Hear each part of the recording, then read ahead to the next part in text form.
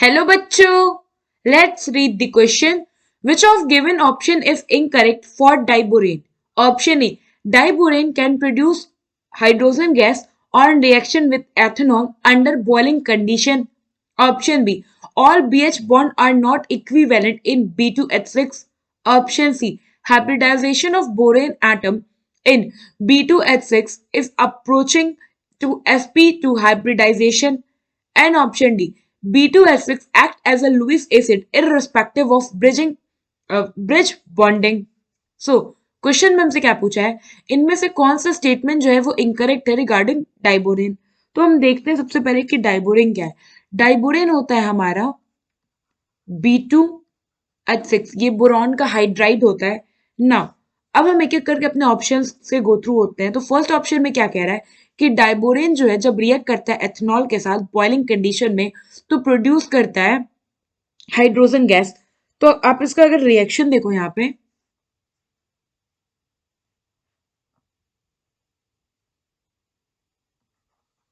B2H6 diborane, diborane react कर रहा है C2H5OH, ये हो गया हमारा एथेनॉल। तो यहाँ पे जब रिएक्शन होता है तो क्या होता है, हाइड्रोजन गैस निकलता है और हाइड्रोजन गैस के साथ साथ हमें यहाँ पे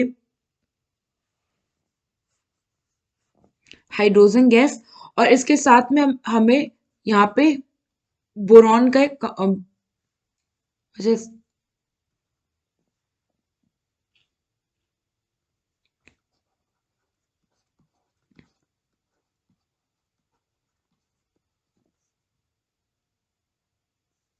ना, यहाँ अगर आप देखो तो हमें क्या मिल रहा है, बोरॉन का एक कंपाउंड मिल रहा है जो कि होता है हमारा try ethyl borate. This is try ethyl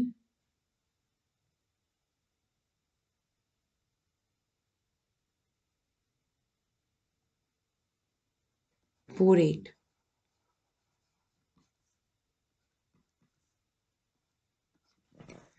ना, ये हो गया हमारा रिएक्शन।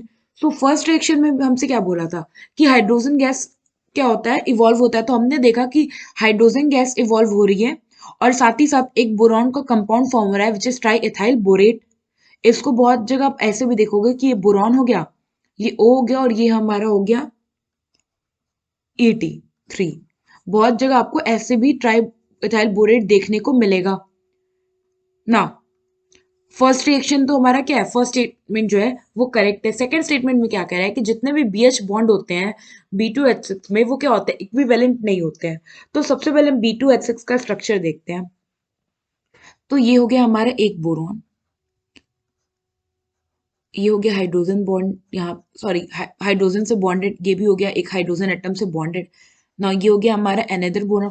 तो बेसिकली जो हमारा B2H6 है ये डाइमर है ऑफ BH3 का। अभी आप देखो कैसे, यहाँ पे हो गया हमारा एक बोरॉन, यहाँ पे हो गया हाइड्रोजन, ये हो गया हाइड्रोजन, ये हो गया हमारा हाइड्रोजन ना। यहाँ पे क्या होता है कि जो बोरॉन है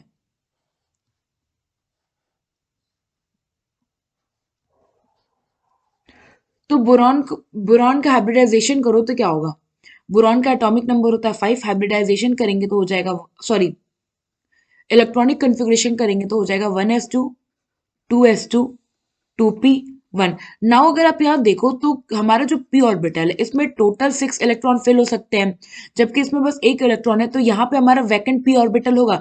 तो ये जो वैकेंट p ऑर्बिटल होता है ईच BH3 का, ये क्या करता है, दूसरे वाला जो हाइड्रोजन है उसके साथ बॉन्ड कर लेता है।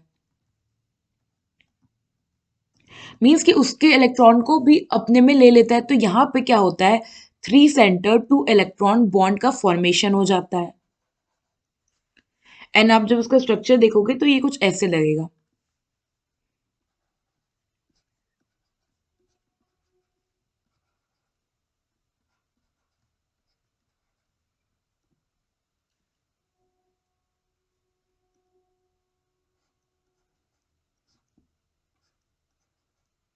ये हो गया स्ट्रक्चर ऑफ B2H6 ना। यहां पे अगर आप देखो तो 1 2 3 4, ये 4 हाइड्रोजन एटम जो है ये क्या है, आपके सेम प्लेन में है। और ये जो हमारा हाइड्रोजन, आप इसको कंसीडर कर लो, ये हो गया हमारा 5 एंड 6। ये जो 5 और 6 है ये क्या है, डिफरेंट प्लेन में है, और ये हो गए हमारे ब्रिजिंग हाइड्रोजन।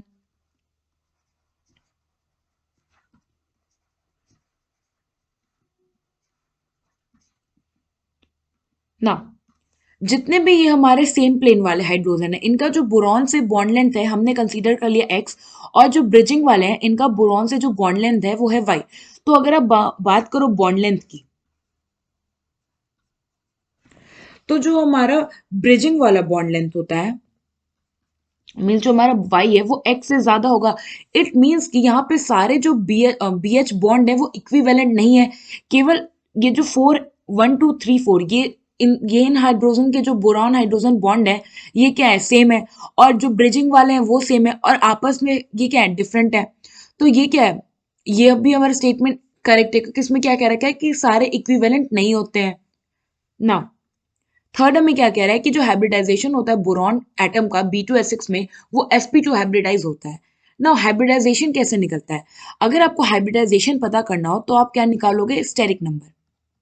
अब स्टेरिक नंबर क्या होता है, स्टेरिक नंबर होता है number of sigma bond plus lone pair.